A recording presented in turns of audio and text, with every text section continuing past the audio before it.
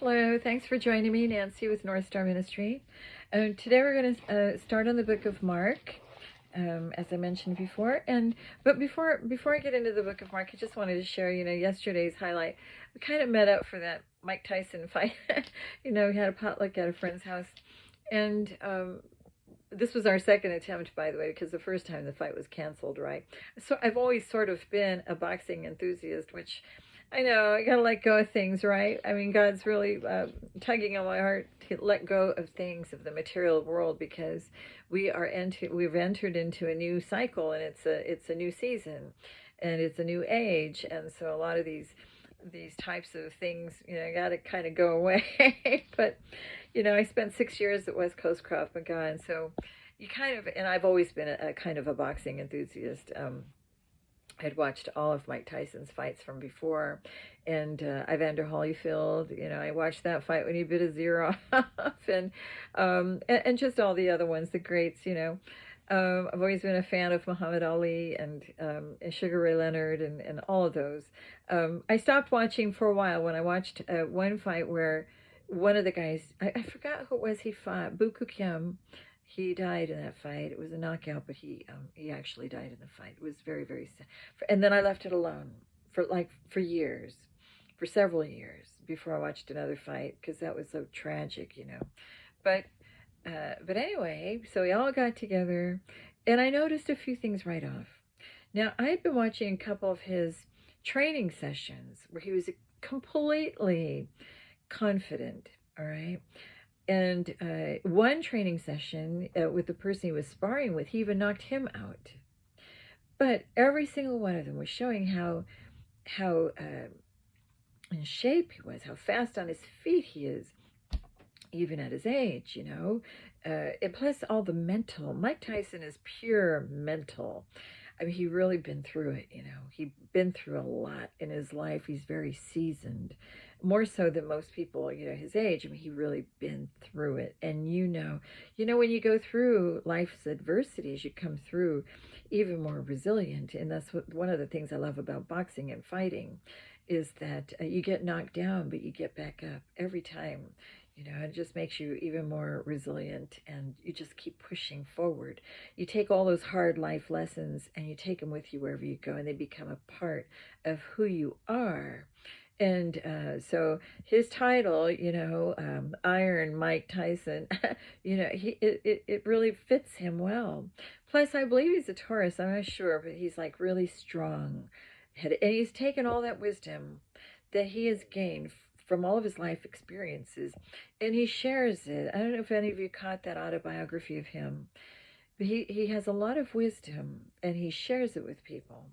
Plus, he's got a real personable, soft side, He can be very intimidating. I saw somebody interview him about the Trump election, if he was voting for Trump, and he looked at him, the look he gave that guy for asking that question. Yeah, what are you going to do about it, Mike is a person who has just a lot of inner strength, a lot of mental. Like, no one can beat this man down. And he will always rise to the occasion. Now, during this fight, I noticed a few things right off. When they arrived for the weigh-in, and I'm just sharing with you what I noticed, okay? And he came in and made a couple of gestures, which I thought, well, what was up with that? I mean, he literally, grabbed himself like he pulled a Michael Jackson, okay. And then the next moment, he's like slapping the opponent on the side of the head. And I thought, what's up with that? It may have been something, maybe a private joke between the two, but he was testing to see how the other guy being thrown off like that, how he's going to react, okay, which is what the enemy always does. Your ops are always going to want you to react. They're always going to try to get your goat, poke the bear, try to elicit some sort of response from you. But they'll try to corner you or ambush you, try to engage you to act out, so that they can go around telling people, you see, it's just typical. However, when he did that. The kind of slap he gave the guy was sort of a bitch slap. It wasn't even like a an iron Mike Tyson kind of a slap. It wasn't like a hit or a punch. It was a bitch slap, and I thought, what the heck is up with that? Because I had never noticed anything like that from him before. But I hadn't seen a fight in a very, very long time. I mean, it's been a few years. Well, actually, no. We actually went to a couple of MMA. A few of our friends went to a couple of MMA events in the last year. But anyway, so after that, but he was total confident. He had full confidence at the weigh-in, full and total concentration, determination, no fear whatsoever, no intimidation. He had confidence, right? Okay, so then the other fights go on. They had the welterweights, and they had a woman, two women fighting. And then they brought out the main event. So when he comes out, he is looking so drained. Now, I'm not talking tired, because there's a difference.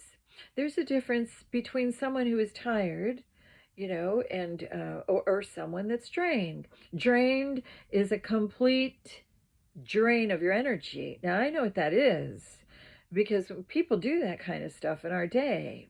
They'll get close enough to you where they'll drain your energy. You got to protect your energy at all points, at all times, because of all these energy vampires out there. Now, he came out and his energy had been completely drained. I said, what the heck happened? Something happened between the time he weighed in to the time he came out. His whole concentration was not there. That level of self-confidence, and that there was something going on in his mind. Something happened that threw him off. That's how I came away with it. And I was telling everybody after that, something between the time he weighed in to the time he came out, something went on behind the scenes. Now, did they approach him? Did they give him a hard time? Did they rough him up? I don't know. He'd been through some things in prison. And I'm sure there was a lot of trauma there, a lot of trauma bonding. When he came out, did a lot of healing. But, when somebody has something up their sleeve and they want to reignite some trauma bonding, some fresh, exacerbate something that happened before, bring it to the forefront, and to rob you of your concentration, of your total focus, they can do that. And that is what I saw in that fight. I saw complete lack of concentration. I saw a complete lack of focus and confidence. And we were wondering, well, when is this fight going to begin? Because once it started, we noticed he was dodging and avoiding. And like I've seen a few boxing movies, like I was telling everybody about Dickstown, how the whole town was going up against this one guy that Bruce Dern, who thought he owned the whole town. He's kind of a cocky person. What he says goes, and try to control everybody, and everyone was afraid to stand up to him and that kind of thing. It almost seemed to me like someone had gotten to him behind the scenes and told him to throw the fight. Maybe they were holding his family. We were coming up with all kinds of possibilities, all these hypothetical things. Are they holding his family at gunpoint? Are they threatening his kid? What are they doing back to what happened between the time he first weighed in to the time he went out there? Whatever it is that happened took his whole concentration and focus. Something drained him of his energy and his confidence.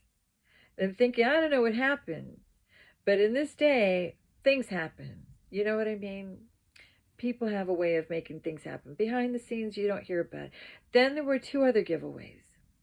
During the fight, I see the other guy, the cocky guy, sticking his tongue out, wagging his tongue for seriously, a few long seconds. I thought, what is up with that? Like that had direct, homosexual almost connotations to that you could attach, you could run away with, that kind of thing is vulgar. Why would a person do that? And then you see, throughout the whole fight, Mike Tyson kept biting his gloves. So what's up with that? You know? So there were a few things, a few details that I tuned into that I thought, I'm blown away. This person is biting his gloves the whole time. Now, I've seen him in other fights. I never seen him do that. And nobody had ever questioned him about doing that. We were thinking, is he having a problem with his mouthpiece? Maybe it's not fitting right. Maybe there was something going on. Or is he speaking in code to family members that might be, if you get the mind like me, you're thinking of, okay, they got to him, told him to throw the fight or else, And I'm thinking maybe that's what happened. Because Mike Tyson, his demeanor, his, I could care less what anybody thinks. He's gonna do what is right for him. He's not a man that pays attention to consensus. He's not a man that goes around concerned with what other people think of him at all. He's a man that takes charge. He knows what he wants. He goes for it. He does it. He's determined. He's all in. He is disciplined, and he's in damn good shape. And I've seen him in those training sessions. He knocked one of the people out. I mean, he still has it. So what we saw on display yesterday, and the other guy didn't land any serious punches. He was all worn out and everything, but, he didn't land, the YouTuber, he didn't really land any really good solid punches throughout the entire thing. It almost seemed like Mike threw the fight, but there was a reason he was being forced to do it for some reason. That's how it seemed to me. I don't know. I'd be interested to hear what anybody else has to say about that, but that's what I picked up. Two could have been construed as sexual innuendo. I mean, the biting the glove. Something, it almost seemed like what happened behind the scenes was traumatic. Something brought back an old situation, perhaps. Maybe that's what happened. I don't know. But all of a sudden, he's biting the gloves throughout the whole fight. This is not something we've seen before. Because other people were there. They've seen his fights too. None of us had seen that before.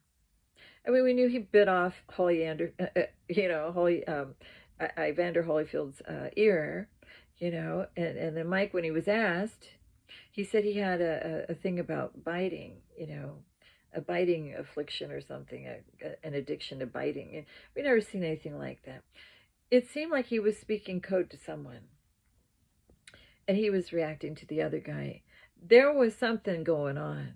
Something went on behind the scenes. I don't know. That's what I take away. And he was, for some reason, told, you better throw this fight. Maybe there was a lot of money on the other guy, and people were going to lose out. Who knows? But I wouldn't put it past anyone. That this is the day when people do things like that. So who knows?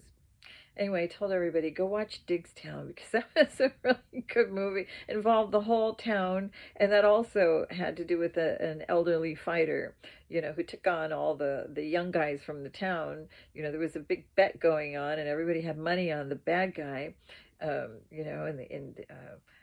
he would go 10 rounds with all the, 10 people, and it was one of those kind of movies. But behind the scenes, James Wood was in that movie. And Bruce Dern was the bad guy. He owned the whole town, right? It was a lot of corruption and things like that going on. Anyway, go see that movie. I'm just saying, it seemed to be completely out of place. And I just picked up on a few things. That's all I'm saying. I'm not saying that actually happened. I don't know. But it just seems bizarre. Bizarre behavior I seen in that fight yesterday. Okay, so